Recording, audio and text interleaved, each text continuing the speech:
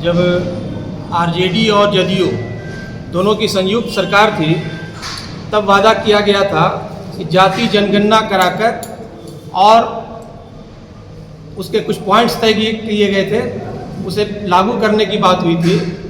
और भूमि सर्वे पिछले करीब 9 साल से चल रहा है, 13 से और ज़्यादा दिनों से चल रहा है, 12 साल हो गया। 12 साल से भूमि सर्वे का काम बिहार में चल रहा है, लेकिन अभी तक वो पूरा नहीं हुआ है। तो इसके खिलाफ में हम लोग आज यहाँ बैठे हुए हैं प्रेस कॉन्फ्रेंस में। हमारे साथ हैं महिला अध्यक्ष नीलम जी, हमारे जिला प्रभारी श्री प्रणव कुमार चौरसिया जी, हमारे मीडिया प्रभारी डॉक्टर अरुण कुमार जी, हमारे महासचिव श्री जमादार सिंह जी, अनिल चंद्रा जी, और किसान अध्यक्ष श्री श्याम किशोर महतो जी, रमाकांत पासवान जी। तो आज हम लोग बिहार सरकार की वादा खिलाफी के विरुद्ध प्रेस कॉन्फ्रेंस कर रहे हैं। जब आरजेडी के साथ जदयू की सरकार बनी थी तो उस समय जाति गणना की बात हुई थी और कुछ इंडिकेटर्स तय किए गए थे कि वो सारे लागू किए जाएंगे। 7 नवंबर 2023 को विधानसभा के पटल पर जाति गणना की रिपोर्ट रखी गई थी। कुछ महत्वपूर्ण घोषणाएं की गई थी 7 नवंबर 2023 को, और 22 नवंबर 2023 को सरकार ने वो घोषणा किया था कि जाति जनगणना की जो रिपोर्ट आएगी उसमें आरक्षण बढ़ाया जाएगा। उसमें आज तक आरक्षण की सीमा नहीं बढ़ाई गई है। सरकार को इस पर अपनी स्थिति स्पष्ट करना चाहिए। सरकार ने जाति गणना के बाद जो रिपोर्ट आई जिसमें इंडिकेटर्स जो थे, गरीबी, बेरोजगारी, नौकरियों में भागीदारी, ये तमाम चीज़ें जो थी उसमें कई घोषणाएं की गई थी। 22 नवंबर 2023 को घोषणा की गई थी कि 94 लाख परिवारों को रोजगार के लिए 2 लाख रुपए की सहायता दी जाएगी। अभी तक एक भी परिवार को 1 पैसा नहीं मिला है।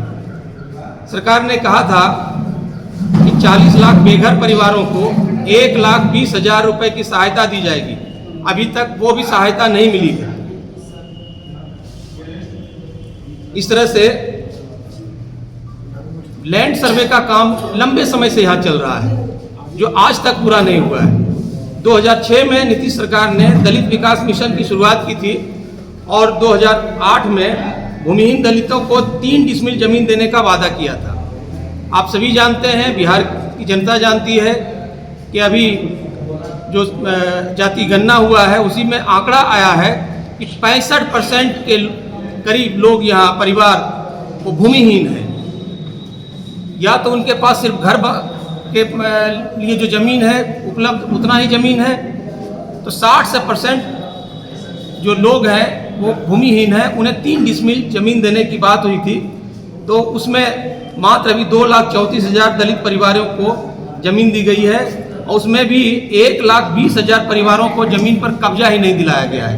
क्योंकि इस सरकार की जो कार्यशैली है वो किसी से छिपी हुई नहीं है।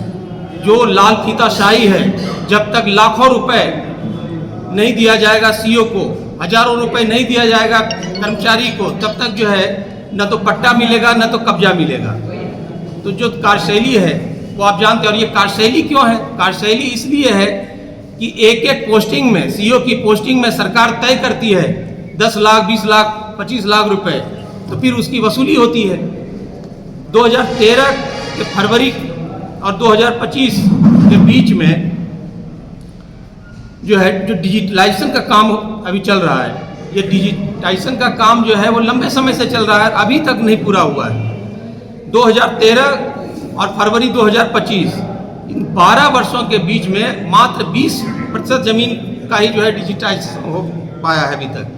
जबकि एक राज्य आंध्र प्रदेश है जो कुछ वर्षों में 80% से ज़्यादा जमीन डिजिटाइज कर चुकी है। तो सरकार ये डिजिटाइजेशन का काम नहीं कर पा रही। करवा पाई है। इसका क्या कारण है? इसका कारण है कि जो कार्यशैली है, जो वर्क कल्चर है बिहार में, कोई काम करना नहीं चाहता जब तक पैसा नहीं मिले। कोई आज तक जमीन के मामले में, जमीन विवाद के मामले में कोई चोखा कानून नहीं बना है।